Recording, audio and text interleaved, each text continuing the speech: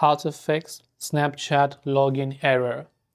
If you would like to fix login error on Snapchat, maybe because you're trying to log in but not being able to do so quite well, some of the things that you can do is, let's say even if you're just trying to switch to another account or anything like that, the first thing to check is your internet connection. If you're using Wi-Fi, you can try to switch your cellular data or vice versa and see if that helps you solve the problem. If that doesn't, do not try from the same tab over and over again. Close the Snapchat tab completely.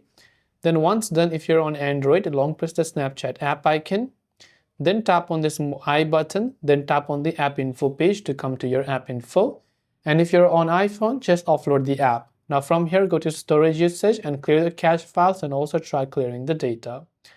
Go to your Play Store or your respective app store, then search for the Snapchat app. Check if the Snapchat app has an update, and if it does, then make sure to update it to the latest version.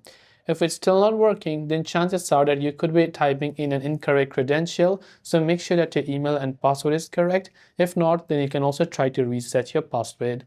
I hope this video helped you out. If you have got any further questions, do feel free to leave them down below. Thank you for watching and see you soon in the next video.